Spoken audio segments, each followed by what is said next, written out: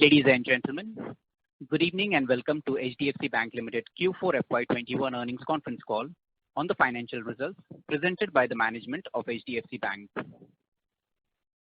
As a reminder, all participant lines will be in the listen-only mode, and there will be an opportunity for you to ask questions after the brief commentary by the management.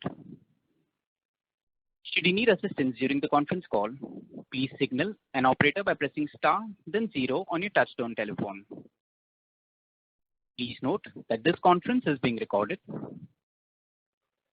I now hand the conference over to Mr. Srinivasan Vaidyanathan, Chief Financial Officer, HDFC Bank. Thank you, and over to you, sir. Okay, so thank you, Stephen. Appreciate calling all of you calling in today.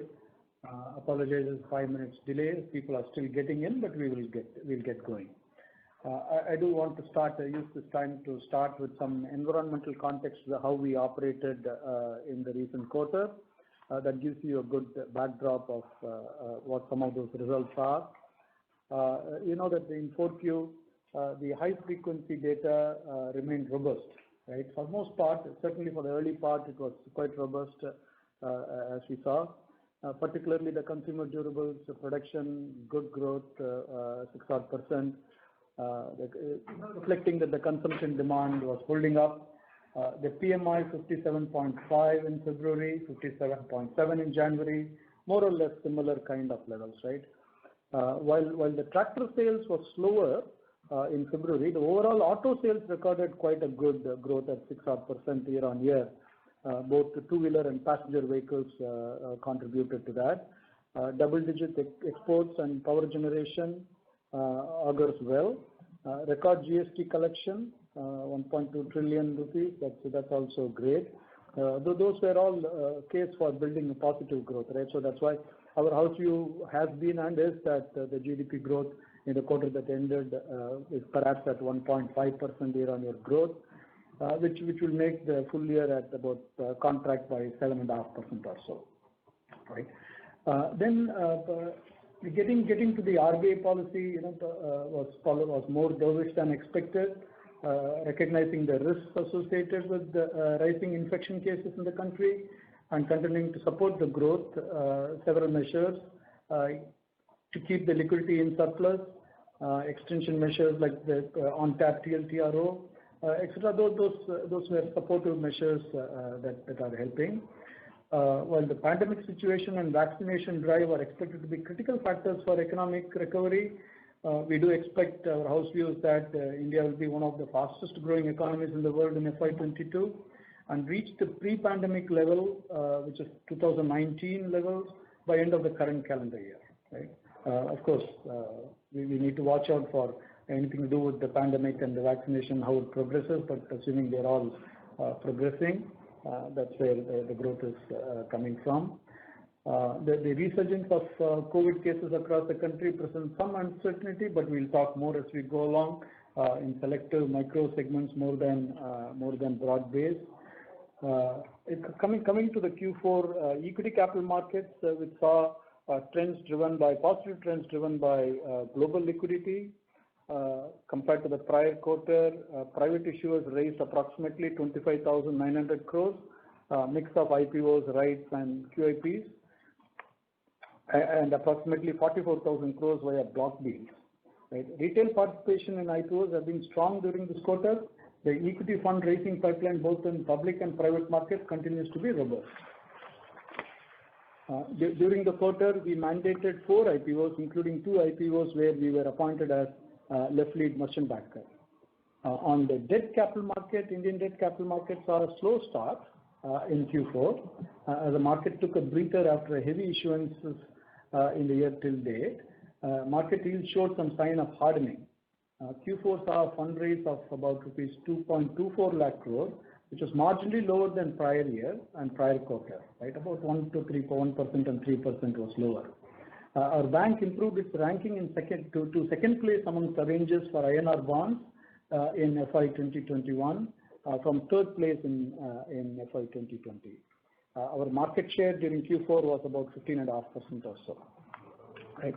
Now talking about our partnership in the CSC, in the semi-urban and rural strategy, As of March 31st, we signed up approximately 1.67 lakhs village-level entrepreneurs, of which 1.12 lakhs are onboarded as business facilitators, and about 15,565 as business correspondents.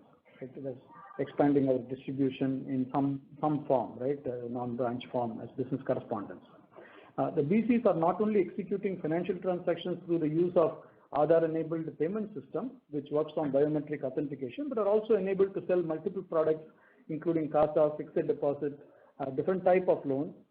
We have recently enabled our BCs with a EMI collection facility in selected cases.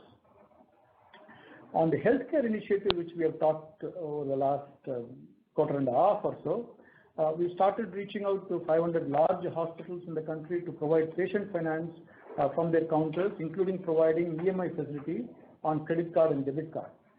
We have activated 37 hospitals, and customers are appreciating access to funding at hospitals. On the retail branch front, during the quarter, we have opened about 2 million new liability relationships and about 7 million liability relationships during the year, FY21. The bank has successfully acquired a little more than 2.5 million corporate salary customers during this year. Personalized link for account opening has been started for each corporate, which is yielding good results. Also, unique bulk account opening process has been launched for large corporates, which make it very easy to open large number of accounts, thereby reducing manual interventions. A new approach towards customer engagement was put in place in Q4. The concept is that before every customer engagement, the RM is checking about service-led next best action for a meaningful engagement and furtherance of business. On the digital, to ensure seamless KYC process complementing the digital CASA acquisition, the video KYC delivered good results. The highlight of this process is the seamless, less than 5-minute journey for the customer to fulfill the entire KYC. The video KYC will serve both the liability and asset acquisition of the bank. On the payment side, issuing spends continued to show progress that we made in the previous quarter. Previous quarter, as you remember, is a big festive quarter. Now coming to January to March, it continued to progress. There was some revival in the previously dormant merchant category codes like the air travel, etc.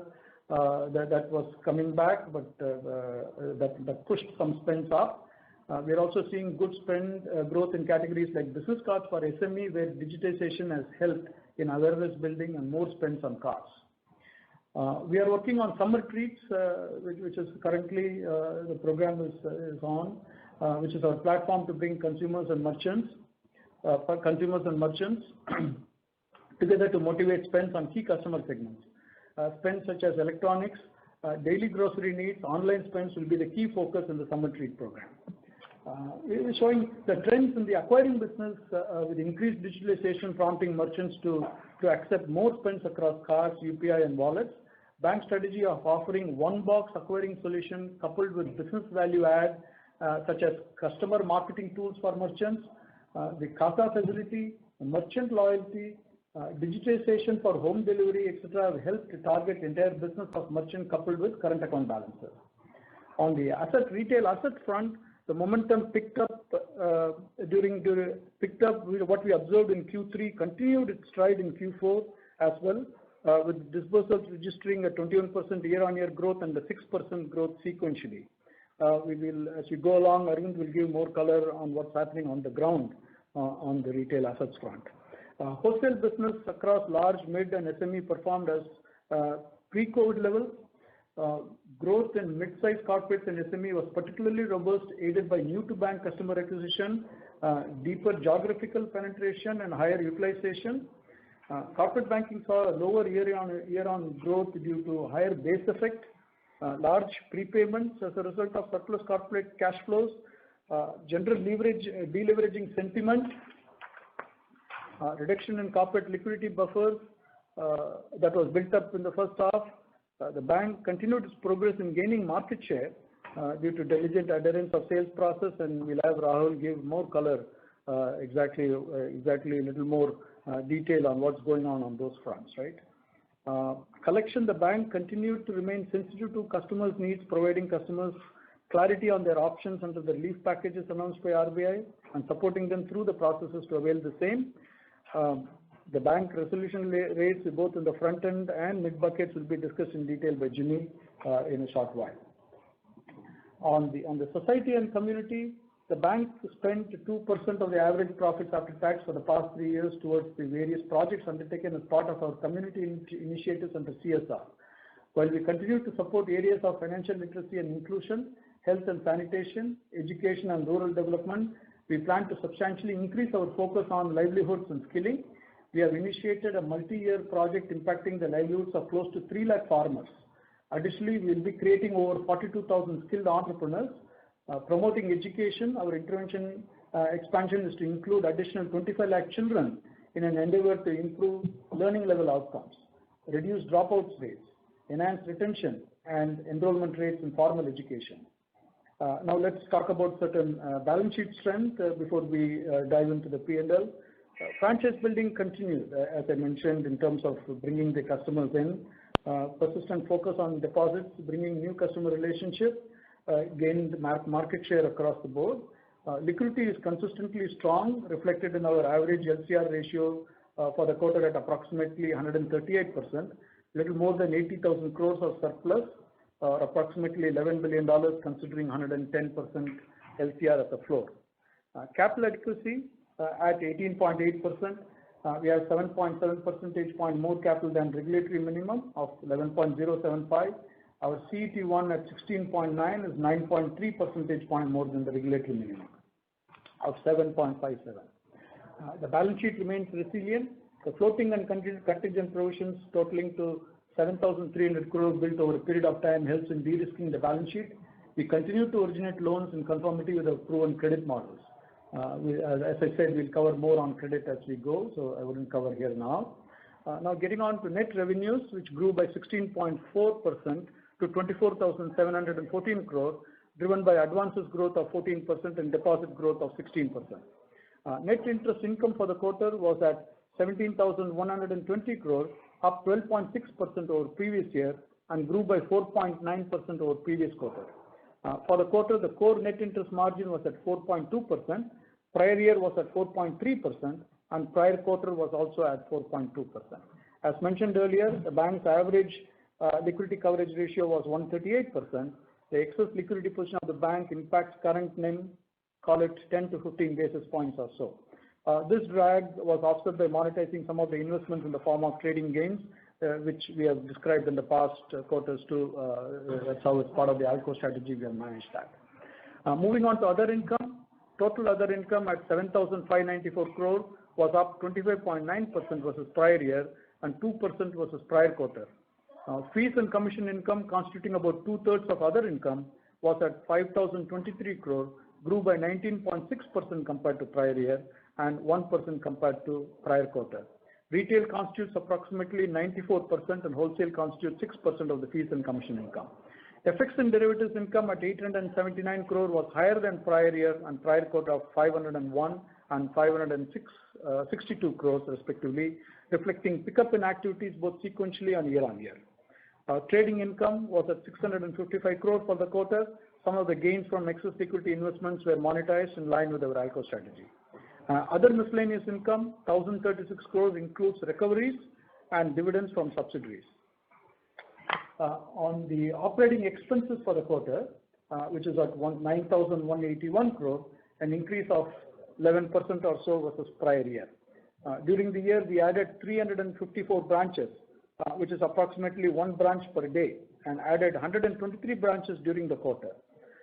Since last year, we have added 1,100 ATMs, cash deposit and withdrawal machine, and 546 during the quarter. We have 15,556 business correspondents managed by common service centers, including 2,054 opened during the quarter. During the financial year 2021, we added 10,177 business correspondents. The staff count increased by 3,100 during the last 12 months and is at 1,20,093. Cost to income ratio for the quarter was at 37%. We anticipate the spend levels to increase driven by sales, promotional activities, discretionary spends and investments. As we have said in the past, the cost-to-income ratio will be reverting to a recent trend of 38-39 in the short run as the activity where the volume picks up and we make some investments, while our goal remains to bring it down in the medium term to longer term. Moving on to PPOP, the pre-provision operating profit at 15,533 crores grew by 19.9% over prior year. Coming to asset quality, last quarter we mentioned about the Supreme Court passing an interim order stating that those accounts that had not been declared NPA till August 31 should not be declared as an NPA until further orders. The interim order granted not to declare was vacated on March 23rd. Further to that, RBI on April 7th issued a circular in this connection whereby directing the banks to continue with the asset classification of borrower accounts as per extant RBI instructions and IRAC norms. The bank has complied with the said directive of asset classification. The bank had estimated potential NPAs which were identified and reported during the previous 2 quarters on a pro forma basis. These pro forma basis NPAs have now been reported as NPAs. As we had mentioned, the bank had created contingent provisions of approximately 3,600 crores towards those pro forma NPAs that has now been utilized and against the specific provisions for these NPAs. The bank holds provisions as of 31st March 21 against the potential impact of COVID-19 based on the information available at this point in time. The core annualized slippage ratio for the current quarter is at 1.66 as against 1.86 on a pro forma basis in the prior quarter and 1.2 in the prior year. GNPA ratio was at 1.32 of gross advances compared to 1.38 in the prior quarter and 1.26 in the prior year. GNPA ratio excluding NPAs in the agriculture segment was at 1.2. Prior quarter was also at 1.2 on a pro forma basis and prior year was at 1.1. Net NPA ratio at 0.4% of net advances. Preceding quarter was also at 0.4 on a pro forma basis and prior year was at 0.36. Restructuring under the RBI resolution framework for COVID-19 was approximately 60 basis points.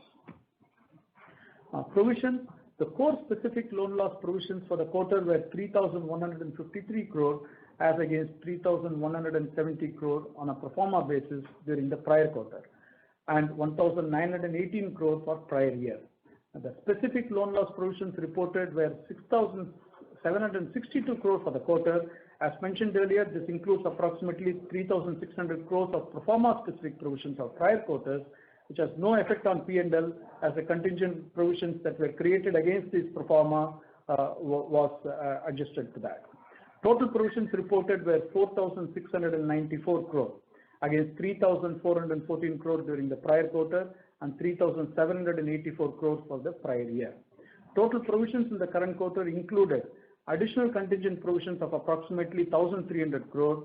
Included here is approximately 500 crores for interest on interest provisions, which is being worked with IBA to standardize the computation across the system. Reported specific provision coverage ratio was 70% as against 71% pro forma in the prior quarter and 72% in prior year. There are no technical write-offs, head office branch books are integrated. At the end of current quarter, contingent provision towards loans were approximately 5,900 crore. The bank's floating provisions remained at 1,450 crore as of March end. General provisions were 5,300 crore. As on March quarter end, the total provisions comprising specific, floating, contingent and general were 153% of gross non-performing loans. This is in addition to the security held as collateral in several of the cases. Coming to the credit cost ratios, the core credit cost ratio, that is the specific loss ratio, is at 1.10 for the quarter, as against 1.16 on a pro forma basis for prior quarter and 0.77 for the prior year. As you are aware, recoveries are in miscellaneous income. The recoveries amounted to 25 basis points of gross advances for the quarter against 24 basis points that we recovered prior quarter and 21 basis points in the prior year. The total credit cost ratio for the quarter annualized, including contingent provision created, was at 1.64 as against 1.51 in prior year and 1.25 in prior quarter. The reported profit before tax at 10,839 crore grew by 18.1% over prior year. Net profit for the quarter at 8,187 crore grew by 18.2% over prior year. Net profit for the year ended March 31, that's the full year, was at 31,117 crore, up 18.5% over prior year. Some balance sheet items. Total deposits amounted to 13,35,060 crore, an increase of 16.3% over prior year and up 5% over prior quarter, which is an addition of approximately 64,000 crores in the quarter and approximately 1,88,000 crore since prior year. Retail constituted about 80% of total deposits. CASA deposits grew by 27%, ending the quarter at 6,15,682 crore, with savings account deposits at 4,03,500 crore and current account deposits at 2,12,182 crore, stemming from our enduring focus on granular deposits. CASA deposit also registered a robust sequential growth at about 12.6%. Time deposit at 7,19,378 crore grew by 8.5% over previous year and marginally declined -0.7% right over prior quarter. CASA deposits comprised 46% of total deposits. Credit deposit ratio was at 85% for the current quarter against 87% in prior year. Now advances 11,32,837 crores, an increase of 14% over prior year and a sequential growth of 4.7%. This is an addition of approximately 51,000 crore in the quarter and about 1,39,000 crores since prior year. Retail advances on a Basel basis grew by 6.8% year on year and sequentially grew by 4.5%, and wholesale advances again on a Basel basis grew by 21% year on year and 5.2% sequentially. Getting on to capital ratios, capital adequacy, the total capital adequacy ratio as per Basel III guidelines stood at 18.8% as against regulatory requirement of 11.075. Prior year was at 18.5%. Tier 1 capital adequacy was at 17.6% as compared to 17.2% in prior year. CET1 capital stood at 16.9% compared to 16.4% in prior year. Now let's get on some highlights on HDB Financial Services under IGAP, which are made for consolidation with the bank. The supply side shocks have impacted the livelihood of self-employed segment that HDBFS caters to. Throughout the past year, HDB Financial Services has made provisions and taken elevated credit costs while ensuring the new business return was through tighter credit filters. The company has seen its business and collection reach pre-COVID level in Q4. Disbursements for Q4 were up 15% over Q3 and 32% over Q4 of last year, which had an impact of first impact of the lockdown then. All business lines continued their growth momentum with secured business of LAP and vehicle segment providing the largest contribution to sequential growth. HDB Financial Services will manage growth depending upon how the environment plays going forward, and they have large distribution footprint, 1,319 branches, will allow to pick and accelerate growth according to opportunities. The AUM reached 61,358 crores. Net interest income for the quarter at 1,252 crore, a growth of 15.4% over Q4 last year, while sequential growth was at 23.9%, driven by favorable product mix, lower cost of funds. PPOP for Q4 was at 989 crore, growing 20% over previous year and 32% sequentially. Provisions for the current quarter were 613 crores. Core credit cost in Q4 has reached pre-COVID levels, and the credit reserves going forward where warranted. This is a good opportunity to build where warranted, particularly if the outlook remains uncertain then. For the quarter, HDFS had profit of 284 crores and for the full year profit was 502 crores. As of March end, the gross NPA as per the NBFC recognition methodology was at 3.9% as against 3.5% as of last year March and 5.9% on a pro forma basis prior quarter. HDFS has adequate liquidity. LCR is at 265% and is able to borrow at attractive rates, coupled with strong capital position of 19%, they are well positioned for market opportunities. Now coming back to the bank. At the outset, let me talk about the outage. You have some details about the November 18, December 19, November 20 outage incidents. I will not go into detail again.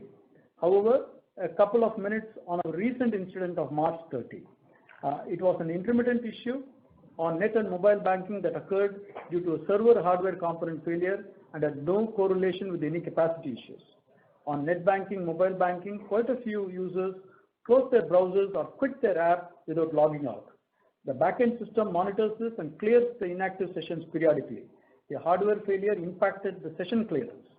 However, the minute inactive sessions were cleared, a fresh set of users were able to log in. Substantial number of customers were able to carry out their transactions despite impairment on that particular day. We continue to make good progress on our plans, short, medium, long term, addressing various matters. Like many other things, we set higher standards. It broadly covers areas of security enhancements, disaster recovery, resiliency, optimizing both recovery time and the recovery point, automation of orchestration, obsolescence management, including consolidation of data centers, infrastructure scalability like the cloud strategy, application network monitoring tools. Right? These are some of the focus areas that we are working on. Right? The audit by independent third party is in the final stages, and we'll update further as we get to know more from the regulators. In the meantime, we continue to focus on the design and development. It's an ongoing process, as you know, working with various partners. We continue to build capabilities in the area of core systems to keep it stable, always on and scalable by partnering with OEMs, like Oracle as an example, and draw their expertise given our landscape of applications. We are also working on migration to cloud for resiliency. Expose the functions and data services from core through APIs, microservices, and data exchanges by partnering with major tech companies. Building customer-friendly experience on cloud-native engagement platforms, leveraging data and AI/ML for personalization, underwriting, risk and fraud control, and analytics. We are also building new muscle and infusing new talent to execute these strategies by establishing a digital factory. Now, on another front, which is the cards front, right? All of you know that the cards lifecycle management to mature takes a couple of years. The stages on cards management, sourcing, onboarding, activation, engagement, deepening, etc. Investments are continuously made in increasing spend depth and width, revolve behaviors, product updates, line enhancements, loan on cards, etc. The impact of the non-issuance of cards on new employees in corporates, new corporates, onboarding, etc. This loss of new customers can normally be made up within a few quarters of stoppage being lifted, since the bank continues to source liability customers who will be pre-approved. About 3/4 of our sourcing comes from existing customers of the bank. In the meantime, the focus of all the channels and feet on street is on engaging with the existing card customers, which is dormant or inactive, to resuscitate them. This way, portfolio activations and card dynamics are up, improving portfolio quality and increasing downstream activity. In summary, we are proud of our staff who have intensely managed customer relationship in executing our strategy by delivering products and services despite complex environment, pandemic situation throughout the year. Our results reflect robustness across various parameters, deposit growth of 16%, advances growth 14%, operating profit growth 20%, profit after tax increased by 18%, delivering the return on asset of about 2%. With that, Jimmy, you want to give some color on some of those credit and market dynamics? Sure. Hi everyone, good evening. I'll first just take up the wholesale and SME portfolios from the risk perspective. Then I'll just hand over to Rahul, who will take you through the forward-looking business vision on that front. And I'll come back a little later to talk on the retail before handing it over to Arvind for the same. So on the wholesale businesses, frankly, rather boring report from my side. It's all pretty much the same and no changes in any way. So we once again, I think I've mentioned enough about our HBB rating scale, which we trust in and has served us very well. It's a 1 to 10 scale. 1 is best, 10 is worst, 7 is the threshold for investment grade. So I'm just looking at the incremental portfolio initially, and the average rating of the incremental portfolio is a 4.24. And we have, I must say when I put all these in that there is, I don't know if it sounds right saying it this way, but there is considerable scope for deterioration in this score before we even get below a AA kind of average portfolio rating. So just to put that in perspective. The externally rated portfolio, and this will probably give all of you all a better idea. So from the incremental portfolio, the externally rated portion of it, 62% of that is rated AA and above, and that is weighted much more in favor of AAA than AA. And if I move now into the static portfolio, the static portfolio has an average rating of 4.33 if you look at the outstanding advances, and a 4.22 if you look at the actual exposure sanctioned. But it's better to look at the outstanding advances because that's the real risk on the book at that point of time. So I take the conservative number. The weighted average rating of the top 20 borrowers of the bank is 2.92. So the large exposures are definitely better rated than the average portfolio. The unsecured exposure, because this is often a question that you ask, has an average rating of 3.36 if you compare that to the secured book, which has an average rating of 4.57. This just reflects the extreme caution that we exercise before we take any unsecured exposure, because we do understand and recognize the incipient risk in such an exposure. So that's pretty much where we stand. We had a pretty good quarter when it comes to the wholesale bank. NPAs were really small, and a good chunk of the NPAs actually are being booked right now because they are part of the COVID resolution, which as soon as the resolution is put into effect will be upgraded as standard advances. If I move on to, is there anything more for me to tell you here? No, except that the higher grades, the HDBs 1 to 4 have seen better growth, but I think that is kind of obvious if you looked at the incremental and the stock book portfolios. So I'll just move into the SME book right now, which is of interest to many more. In the December to March period, and let me add December into this because it's been a 4 months of the return of cash flows into our accounts. As you know, we run the book on a very holistic basis. We don't just give loans, we look at holistic banking. We rely a lot on the cash flows of the companies, and those cash flows are coming back in a reasonably good and healthy way. So that's something that we have seen across the account. The resumption in these cash flows has also been beneficial to the 30-plus book of the bank, which has come down. The bulk of the 30-plus reduction has been through repayments. A very small part has been through the COVID restructuring. On the restructured accounts, the COVID restructured accounts, not very large. There was around 550 odd crores.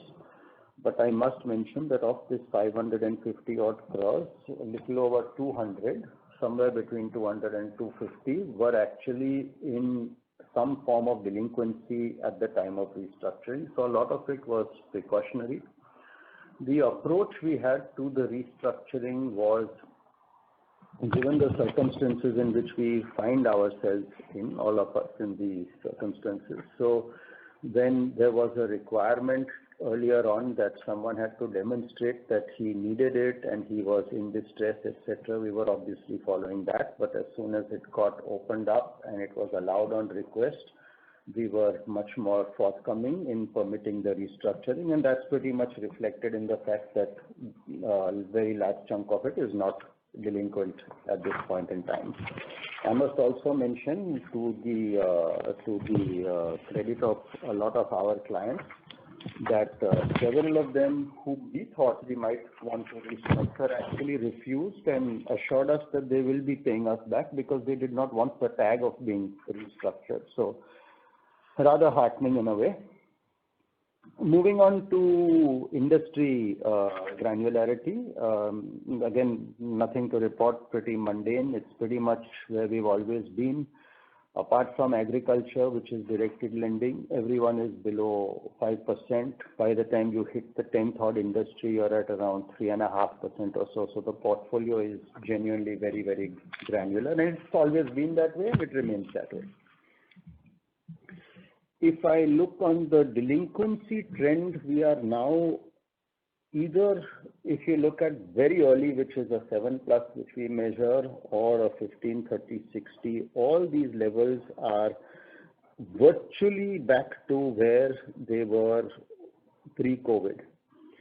So the 7+ is maybe around 10 to 15 basis points away from that level, and the 60+ is barely 5. It's less than 5 basis points away from that level. So we're pretty much back to where we were in that front. Moving on to the, I'm not getting into the numbers of non-performing assets, but we have frankly had a good quarter. I think Srini looked at the numbers on that front. So it has gone better for us than it was previously, if you look on a YOY position as well. The 2-3 metrics that I always mention to you, which we rely on as indicators, the self-funding ratio of the promoters, which again I emphasize is not security, but it is reflective of their wealth and liquidity. That has held up now for well over a year.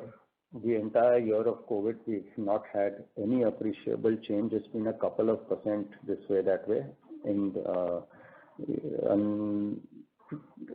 not much more to say on that front, frankly. The wealth of the promoters is holding up, and in this segment, in the SME segment, it is demonstrated, and we always expect that they will bring their money in to fund the business whenever the need arises. So that is a comfort to us. The collateral coverage, again, at a portfolio level, holding up very well. We're between 80 to 85 odd % covered with collateral. This is over and above the current asset security that we anyway hold. The current asset covers the portfolio completely, and we are talking of incremental real estate collateral, which is usually the office or the residence of the promoter in question. This 86 is again on a conservative basis, assuming full drawdowns. If you look at it basis, the outstanding, the coverage is actually in excess of 100% at this point of time. Just to put out that the flows have come back. They actually started coming back in around October, which is actually, if you look at it, is as soon as the moratoriums, etc., got lifted, that's when they started coming back, and they have been coming back in good measure since then. One more thing that we have done recently, just to corroborate that our views on the flows are all right and genuine, is we ran the increase or decrease in flows along with the GST collections of the country, and we found that there is a considerable correlation between the two. Only I would say maybe in the quarter from Jan to now, maybe our collections have a little bit bucked the trend in the positive direction. The GST collections dipped a bit, but collections pretty much held up at the same level. But that's not much to talk about. I think the correlation is great comfort to us that the flows that are coming in are genuine revenue generation by these people, and they're not some capital inflows or something like that. So our mints are not off track. So all this is good. While I'm saying all this, one has to now consider that we are into a second wave when you look at the medical condition. has not yet impacted the financial system the way one may expect. At least if you look at it, the medical condition versus the financial condition in the first wave and the second wave, I think the gap is much wider in the second wave. The financial condition is not yet deteriorated to that extent. Lockdowns have been sporadic, localized.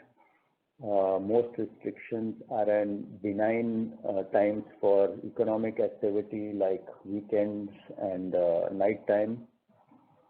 Manufacturing has been allowed to continue, logistics and transportation has been allowed to continue. So it has been a muted level of strictures. Up till this point in time, this can change. We don't know. At this point of time is all I can speak about. I think we should also mention that wherever strictures have been imposed, the observance as well as the enforcement has not been as strict as it was the last time around. So I think we should put this caveat out basis everything that we are saying at this moment in time. That said, at this point in time, our behavioral scores on our SME portfolio also show that we have a higher level of the portfolio in the better scores than we previously had, etc., etc. So with that one caveat, things at this point in time are moving along. Quick thing on the ECLGS.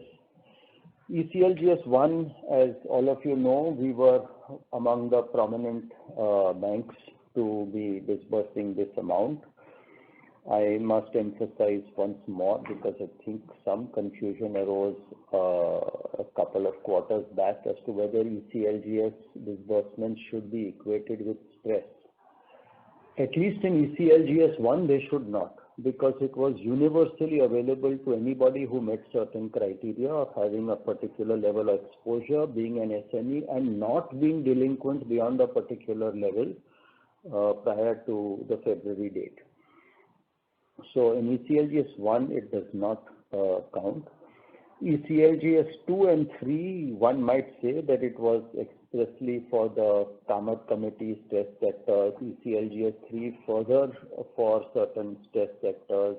A bit of liberalization very recently, I think yesterday or day before, allowing a higher level of DPD to avail the ECLGS 2 or 3. But frankly, we have not done very much over there because we don't have very much in these sectors. So it's been quite low for us and will remain so. If you don't have the exposure in the stress sectors, you won't be giving the ECLGS for those sectors.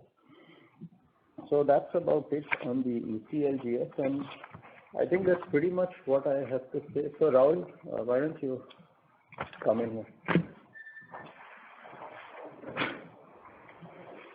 Sure. Thank you, Jimmy. I'm going to talk about, basically the commentary in terms of our performance, and at least, what is basically the big learning or the big story for me that I came through, seeing this time around. Wholesale banking between large, mid and SME corporates closed at approximately 6 lakh crores in customer assets. To clarify, customer assets include advances as well as investments. This was a 26.4% YOY and 5.8% QOQ growth. I would like to thank our people who have worked very hard to serve customers during very difficult personal circumstances amidst the pandemic. In terms of averages, the YOY asset growth for the quarter was 31.1%, which is even higher than the EOP growth rate, which just points to the earnings momentum. And in terms of the large corporates out of the wholesale bank, that number was 41.8%, providing a strong earnings momentum. Between the businesses, wholesale SME grew at approximately 10% quarter on quarter. The mid corporates grew at 9.2% quarter on quarter, while the large corporates grew between 3.5 to 4%. Now, we have to keep in context that this growth came in large corporates despite unscheduled prepayments and non-drawals in large corporates to the tune of 8 to 10% of our overall customer assets in that segment. Large corporates also had a high base effect given borrowings by clients a year ago during end March to shore up liquidity as a safety measure. So, the overall performance has been satisfactory. Given that the book is high quality, yields did move with market. If it didn't, one would have to question the quality of the portfolio. However, NIMs expanded or were stable in different customer groups due to a reduction in funding cost, but also due to a careful yield management through a combination of asset tenors, loans versus bond opportunities, and early identification and execution on those opportunities. We also released recently that our MSME book had crossed rupees 2 lakh crore in advances as of December 31st, 2020. Now, this is, why is this significant? Of course, when we released it, it is under the old MSME definition. This size is about a fifth of the overall advances of the bank. The context of this is very simple. For every rupee of lending in wholesale SME, for example, the earnings is 2.2 times of equivalent lending to large corporates, which is understandable given differing risk profiles. To the extent that OPEX and credit quality is managed well, this is a significant earnings stream, and today it is a very large critical mass for the bank. At the current rate of growth, the MSME book is poised to surpass the private sector large corporate book in 12 to 18 months time frame.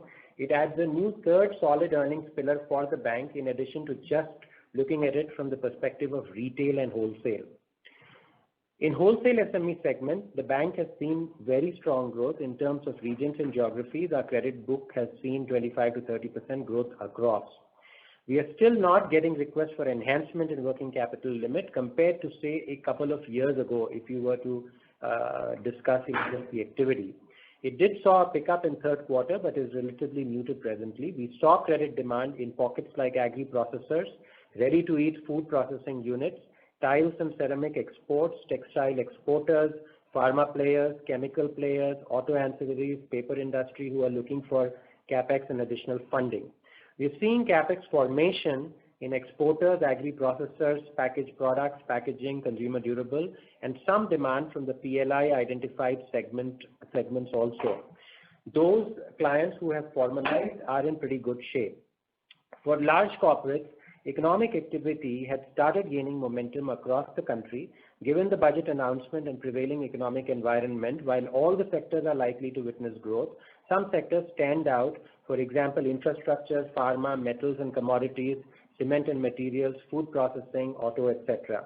Reported credit flow in the sector is a lower number, which is what a lot of people always ask me, but it is impacted due to corporates borrowing in the bonds and CP markets, as well as a dramatic deleveraging trend that we have observed.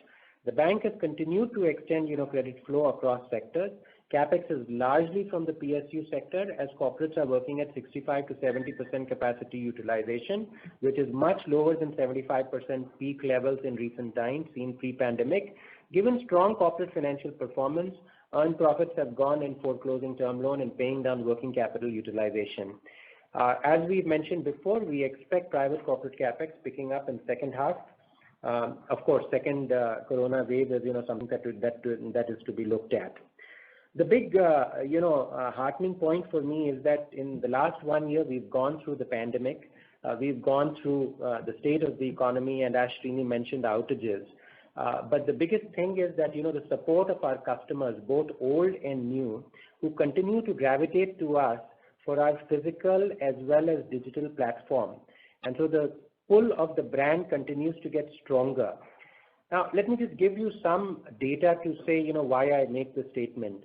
Let's look at the large and mid corporates. In the last 3 working days in March 2020, when the number of transactions had increased quite dramatically, we had executed certain fresh limit releases as well as limit enhancements between large and mid corporate segments. This year, if I take the same last 3 days, Monday, Tuesday, and Wednesday, and Monday was a Holi, and so it was a holiday in the north, it was working in the south, the number of transactions that we effected saw a 93% increase, reflecting a significantly strengthened market position. You would recollect that number of transactions had increased last year, which had come, immediately post the lockdown. And for this, I would like to give a special, call out and thank our operations people who have just been very diligent in terms of even in the difficult conditions going out and executing, transactions. The second is just the CASA for wholesale banking, which was up 15.2% YOY and 30.8% QOQ. Customers come out and continue to use as transaction bank of choice, and the CASA effectively, what I shared with you, the EOP growth rates, go out and reflect that. But flip it on an average basis for the quarter end, right? It was up 25.4% YOY, which was even higher, than the EOP growth rate. So that, remains very strong. This came around the strength of the brand, our market share, and also some initial impact of the current account circular. Let's turn our attention to wholesale SME. In this particular quarter, we acquired roughly about 2,500, new customers during the quarter, and that is a 60% YOY increase. A large proportion of those in Suru, a lot of them preparing, given the pandemic as well as the waves that are hitting them, getting onto, more digital platform, and which is where, the clients continue to gravitate towards us. So despite a difficult customer acquisition environment in the first half of the year, when nothing, much happened, number of new clients acquired during the full year was 6% higher than prior year, because the prior year, we had a significant, addition of new client base.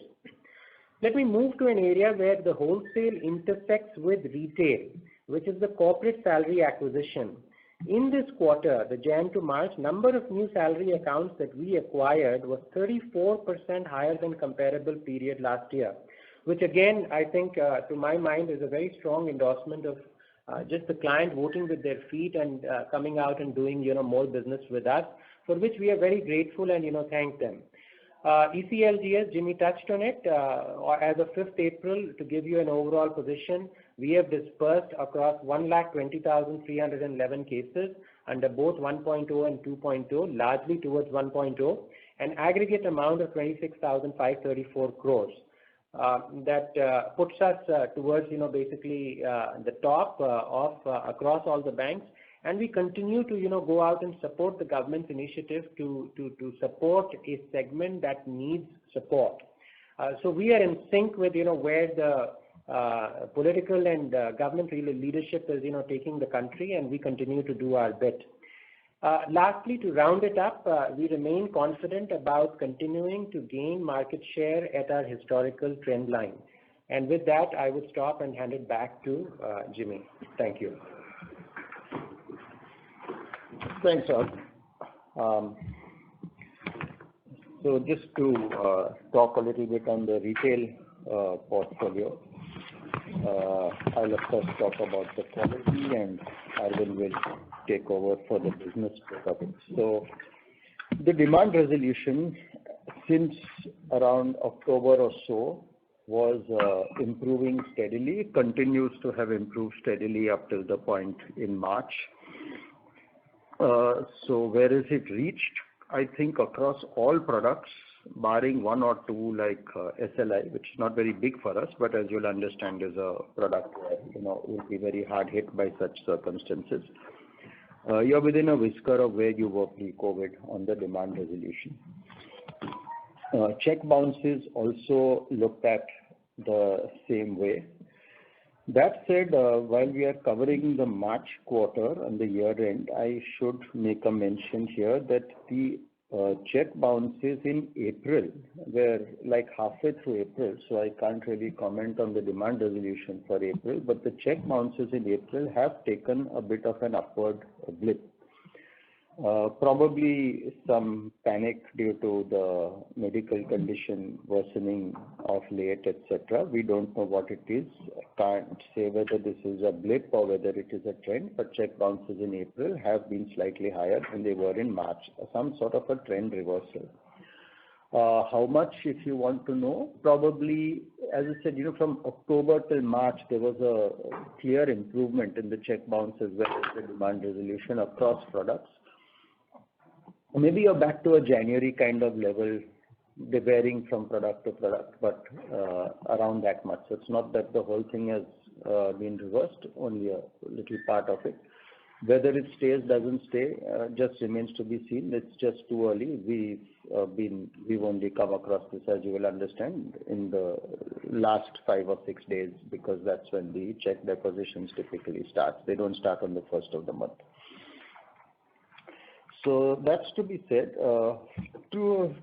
3-4 states to point out. So Maharashtra, MP, Punjab and Telangana is what has little bit pulled us back on the demand resolutions, or we probably would have crossed our pre-COVID levels. So if we get these states tightened up a bit, we will probably pass it.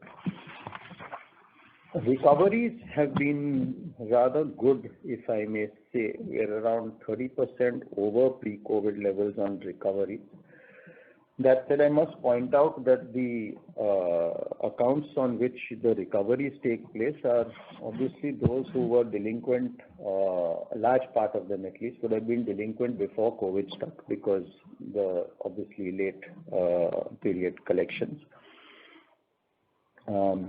When it comes to the restructured book, I think numbers Srini covered along with you. So, and I think whether it is the retail products or the SME, I think are pretty much the same thing to stay. How we handled it, the approach the bank took was the same, whether it was SME or retail. And we also here had several customers tell us that they didn't want the tag and that they will definitely pay even if they are a little bit behind us now, and they will not turn non-performing, and they just refuse to take it.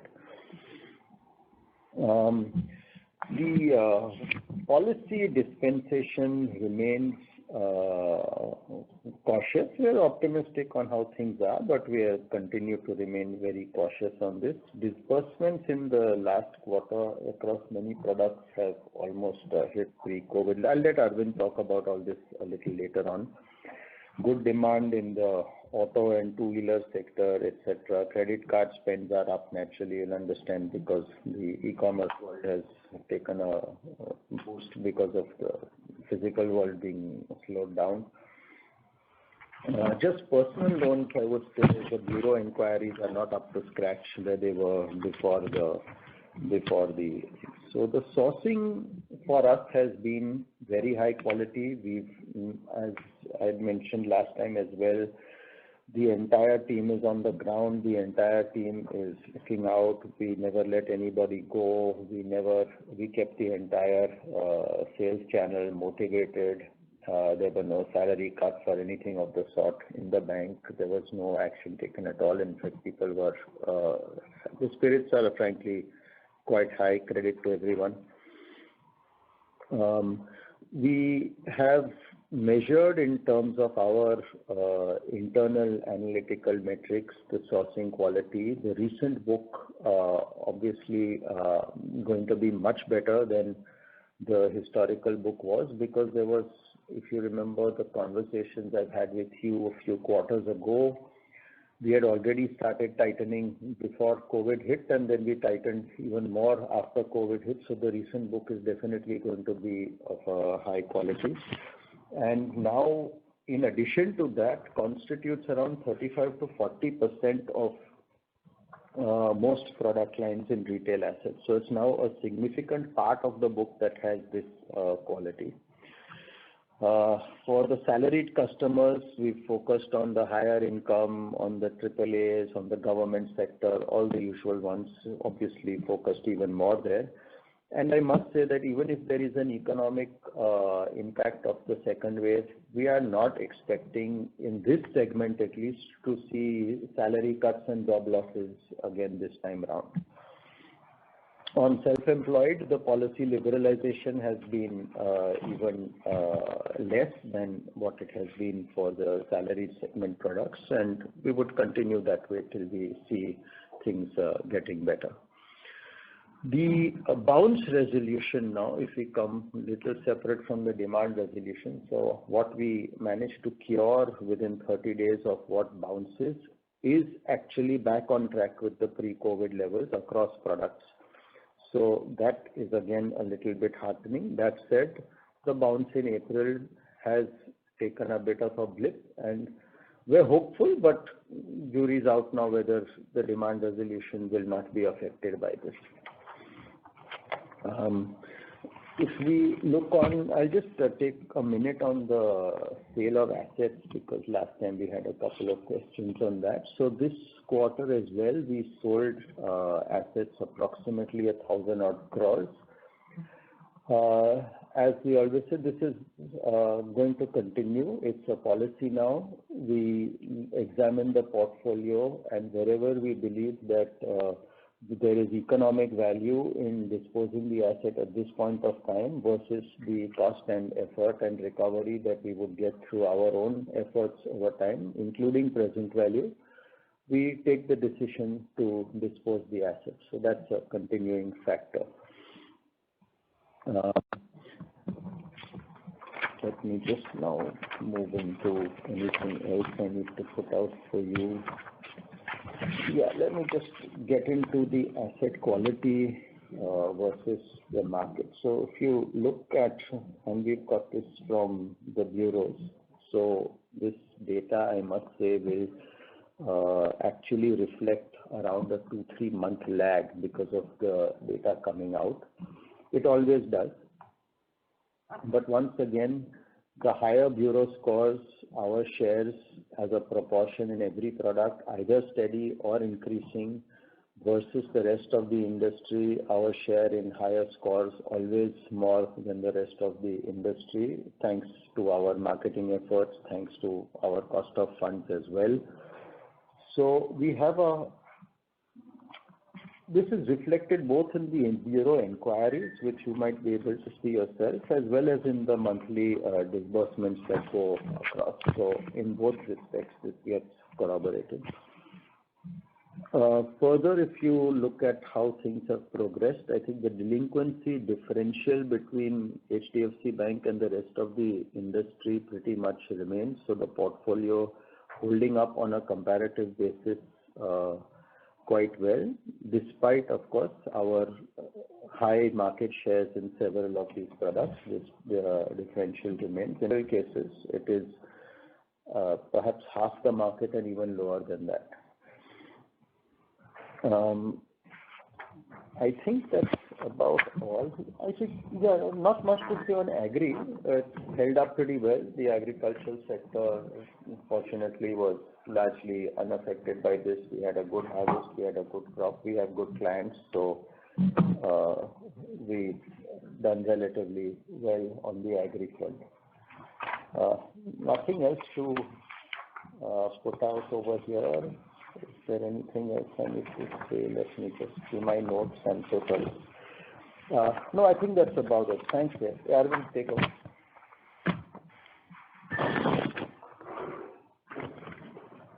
So should we start with the Q&A? No, just... Arvind Patel is on the line. He's going to talk. Okay. Thanks, Jimmy. Okay, retail assets, I think both on secured, unsecured, retail working capital, SLI. I think the industry, in our assessments, is getting back to the pre-COVID levels and in some cases actually exceeding it. I can clearly see that the resilience of the middle class is coming back and we see good growth opportunities if I were to look at a Q4 and even the first 2 weeks. We are witnessing a healthy trend in auto housing segment. We also see robust growth in personal loan and business loan. We see that the ground level retail SME business environment, if I look at the Q4, is showing pretty robust, and we are, whether it's the hosiery, sports, wellness, bicycle, the trends that we keep at the ground level, the demand remains intact, and keeping the Q4 in mind, and even the first 2 weeks. Wheat arrival on the agri side, if you take a feel on the ground level, I think wheat arrival has seen a positive upward trend. If you look at the sowing itself is also on upward, the price is up. So that gives you a sense of the rural and the supply chains thereafter. If you look at the pharmaceutical industry at the ground level, and I'm talking more on the smaller retail businesses, they continue to show a good demand. Actually, even if you look at down south or up north, you're seeing almost 25 to 30% growth.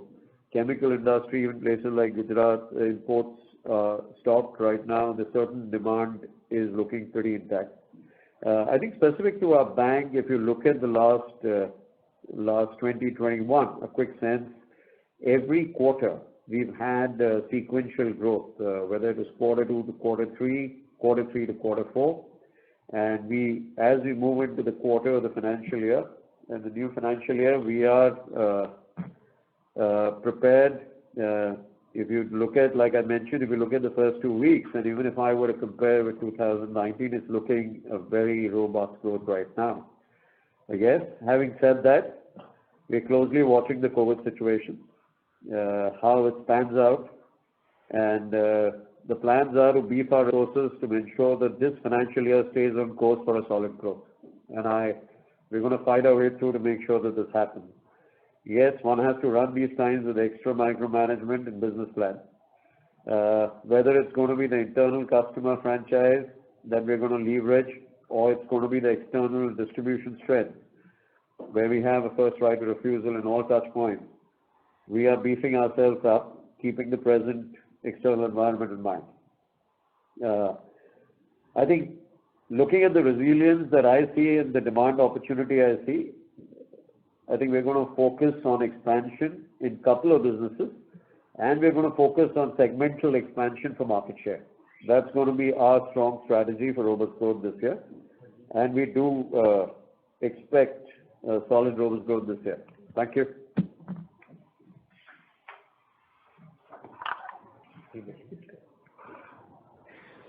Okay, Steve, can you please open it up, please, for Q&A? Thank you very much. We will now begin the question and answer session.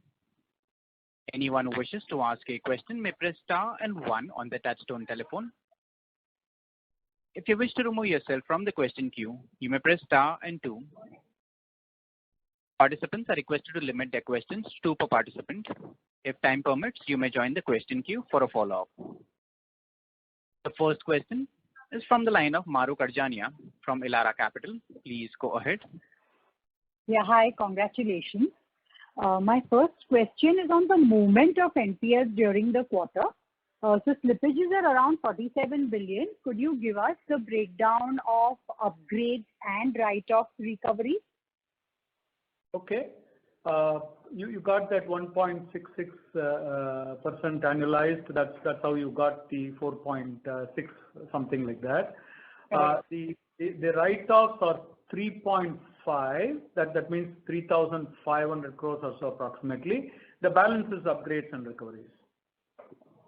Okay, thank you. And my question on slippage is that this 47 billion or 1.66% would include pro forma of the previous quarters, right? So what would be the quarter slippage for the quarter, excluding pro forma of the previous quarter? No, we reported pro forma in the prior quarter. We gave you 1.86. Correct. That included pro forma slippage. Correct. So this is the slippage for the quarter. This is the pro forma slippage for the quarter, on a similar basis, in the sense that it will not include certain things that we included in the last quarter in 1.86. Okay, got it. My last question is on technology. So to address all issues that RBI would have raised, how long do you think will it take you? I mean, obviously you would have already started work, but how long will the total upgrades take you? How many months? And would RBI's removal of the ban be contingent on completion of the upgrades, or will it happen in the interim only? So I can answer the first part. The second part is for the discussion of the regulator, right? So I can't talk on this now. But I'll tell you, in terms of the plans or what we are doing, I tried to describe some of those action plans that we had. We have demarcated the actions between certain things that are short term, certain things that are medium and long term. Long term, keep it to the side. It could be 12, 18 months. Cloud strategy, as an example, is one such thing, right? It's a long term.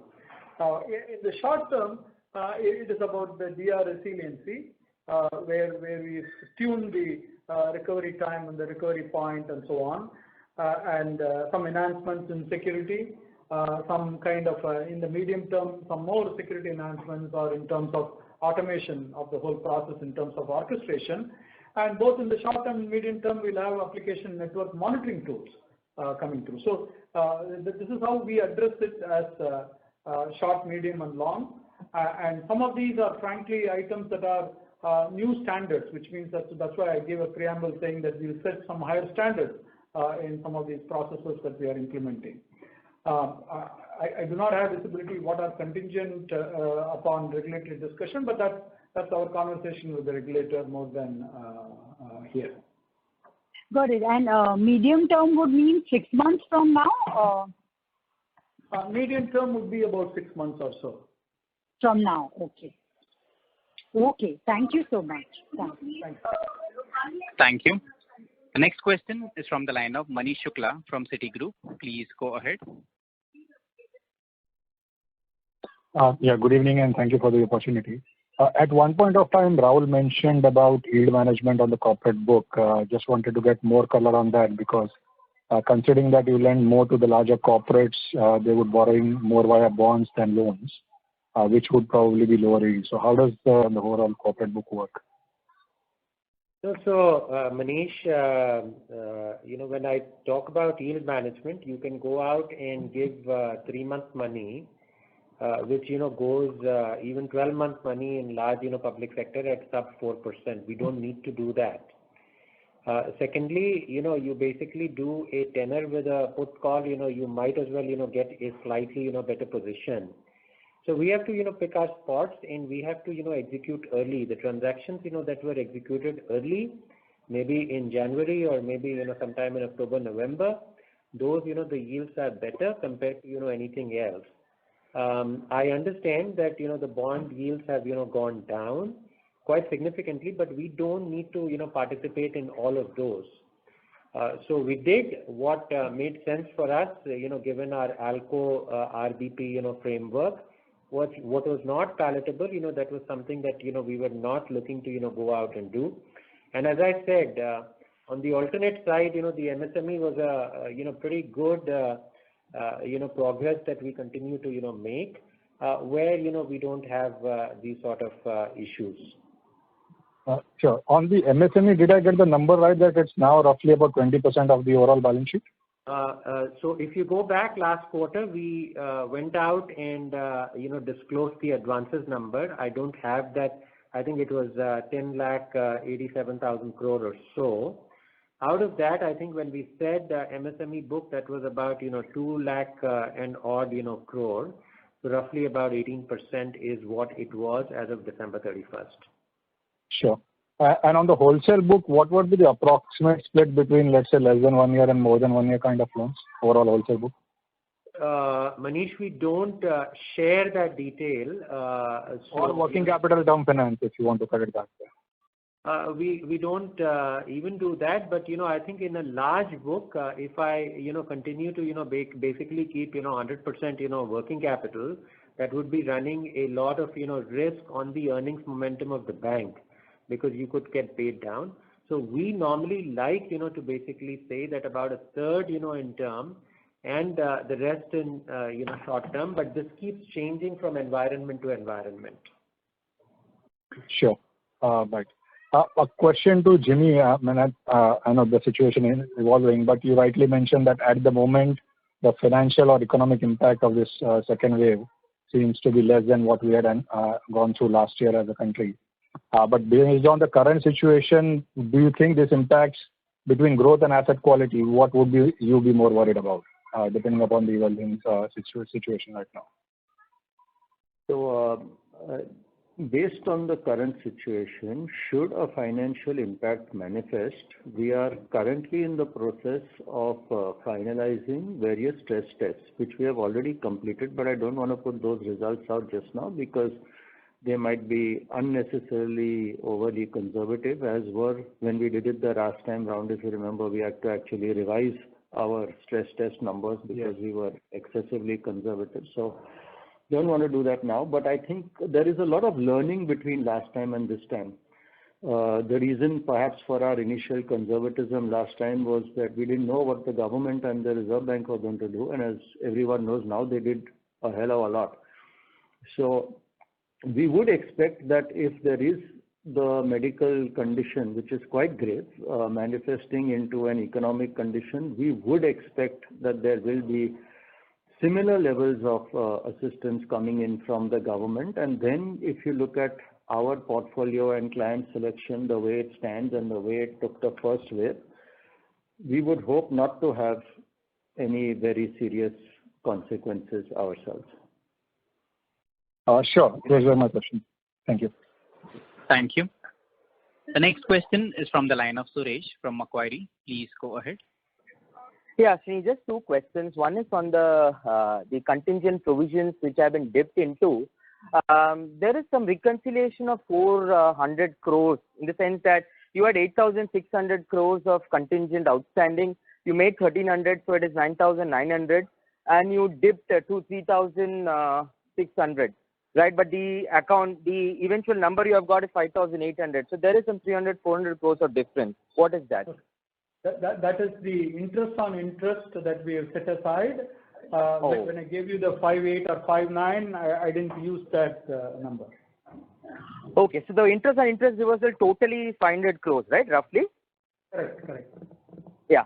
Okay, and just from a better understanding perspective, we can assume that these 3,600 crores are basically under 10,000 crores of pro forma slippages that you reported in the previous 2 quarters. So that's how we look at it, right? Yeah. Correct. Okay. That's one thing. Second thing is, I want to deliberate a bit more on technology for the benefit of everybody else in the call. I mean, how much of this has got to do with your scale? Because you are 40-45% payments market share and stuff. So clearly, your loan market share is 10%. So there is clearly an issue with respect to something or the other which is hampering, right? So it could be volume 2-3 years ago. Now it is some server issue, disaster recovery. So do you really think this has got to do with the fact that you cannot digest more because of the fact that the volumes are really plenty, or has there been an underinvestment in technology, underinvestment in some of the other things? Because the constant feedback that we're getting from the ground is that some of your peers have a better app, better user interface, better experience. Have you benchmarked against those and then come out with any reports? Something that you can add for the benefit of everybody in the call, please. Thanks, Srini. Yeah. Okay. Thanks, Suresh, for asking that. See, on the technology front, the 3 previous ones or even the latest ones, that's why I took some time to describe, had nothing to do with capacity as such, right? They were very disparate events. We learn from these events what these are. Continuously we learn, and they are not repeating. So it's nothing to do with from that sense of capacity. Certainly there are inconveniences for which we have apologized. The customer experience predominates in whatever we do, right? We have to be humble and modest in how we approach, and that is why we take this as something is trying to set new standards in what we do. And I describe some of those actions that we are trying to say that how these will set new standards, right? From a transaction point of view, from a customer preference point of view, we gave you a few details to see what customers think, right? For example, we added 2 million liability relationships in this quarter, lot through digital approach, video KYC approach, right? And we did add and for the year we added 7 million customers the last 12 months, 6.5 in the previous year. And the year before that was 3.5 million customers. So we've added customers. Customers prefer us for a reason, right? I'll leave it at that.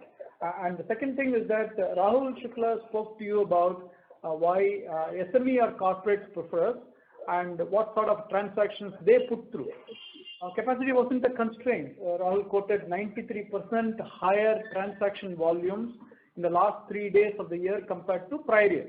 So there was no capacity constraint when 93% increase in the throughput that came through, right? If you think about the card, for example, right, the customers prefer us in terms of the spends, right? If you think about the spend market share on the issuance, last year, February, I have data for February 20 and 21 as an example. The issuance spend share was 29%, now 30%. Our customers do prefer us and they use us more and they spend more on our cards, right? Same with the receivables, right? With the market share last year, sometime February, we were at 53%. Now we have a market share of 56%. again, there is a reason why customer prefer us. And it is our digital approach, it is our technology, they prefer us. Let's look at the acquiring spend, right? The cards acquiring, merchant acquiring. Last year, we have January to January data. I don't have February or March yet, but January 20, pre-COVID, we had a market share of 47%, and the current January 21 market share is 50%, right? So there is a reason why merchants prefer us. There is a reason why customers prefer us, and certainly they like our digital, they like our approach, they like our products, they like to use our products, right? And in terms of that is the first part of what you asked in terms of the capacity or what, and I try to describe what they are. In terms of whether we benchmark with the rest of the players in the industry, we do, right? And each one, that is why, the 5 fingers in the hand are slightly different, and each one has got a purpose to serve, and that is how we approach it. There are certain applications we have, it serves some purpose. There are certain other applications and features somebody else have, it serves their purpose. And whether we could look at it to improve, that is a continuous process we do, and that's part of various versions and upgrades that we do. That is part of that, and there is always. That is why I prefer to say that we have to be humble and modest in our approach, because we do learn and we want to learn. We'll continuously take it. Copying from others is not something that we should be shy. We'll take the good things and we'll put it in, and that is a continuous process. It's not an event that happens periodically. It continuously happens. Okay, thanks. And what are the backup options if there is a delay in RBI approval? What are the contingent plans you have in mind to ensure that the business is good? See, I described that nearly 3/4 of our card sourcing is our existing customers of the bank. 3/4 almost, right? That's how it comes. And they all have debit cards. They use, and we offer installment loan on debit cards, right? And at some possible time, we may also have a revolving facility on debit cards, a revolving facility on salary accounts. There are several choices which are there, but then we always look optimistic and kind of a positive in terms of how we approach it. And we feel confident that some of our work that we are putting through should bear good results. Thanks, Srini. Thank you, Suresh, for asking. Thank you. The next question is from the line of Kunal Shah from ICICI Securities. Please go ahead. Yeah, thanks for taking my question. So on this second wave and the contingency buffer, if you look at it, of say incremental 800 which we would have created outside of interest on interest reversal. So this would also be outcome of the initial results of the stress test which we are doing, or maybe stress test is still outside of it, and there will be more kind of a contingency buffer given the environment that will continue even in the first half. What is our sense looking at the cumulative buffer which we have currently? Yeah, as you know, we built a lot every quarter. In at least last 4 or 5 quarters, we have given how much we have built, and we haven't utilized other than the pro forma, because that was a court directed, so we couldn't declare it and put it directly. So that is the only usage we have done. Otherwise, we built. Again, as part of the whole thing is that we want to keep the balance sheet resilient, quite strong, and for any kind of shock that it can take, and that is purely the strength, right? And at any point in time, if there is a justification, we will continue to build. If the situation warrants, we will take. But as of now, the assessments that we have done said that yes, there is something that we could build. We have built. Nothing to add there. As we always said, our contingent provisions are precautionary, not anticipatory. They remain precautionary at this point in time. There is not enough information on the economic impact of a second wave right now to sit and dimension exactly what we have. But in a sense, we do think over the last several quarters, we have developed more than adequate buffer. And of course, given the learnings of the first wave itself, one would feel a little more reassured of that. Sure. And second question is on cost side. So we have highlighted that we would get towards 38-39%. But when we look at it in terms of cost to assets, we are back to where we were almost the pre-COVID level. So is there any line item wherein maybe with this COVID, the efficiency would have set in and we would have completely shaved it off from our cost to assets, and we could see it stabilizing at a lower level, because that was not visible in Q4. Not sure if it was because of the branch additions which were there of 123. So is that the reason, or maybe there is not much to look into the cost efficiency during the COVID side? The COVID side, what the COVID did is there are some kind of retail asset origination type of costs that are lower. That would come back as we build more assets on books. It would come, right? If you look at on a DuPont basis, if you look at not the efficiency, but on a DuPont basis, when you look at the expenses, operating expenses, 2.25, right? When you look at it pre-COVID, almost 2.4 or so. That is why we said. And then it went all the way to 1.8 something in first quarter when hardly there were any activities happening out in the field from a sales and promotion point of view.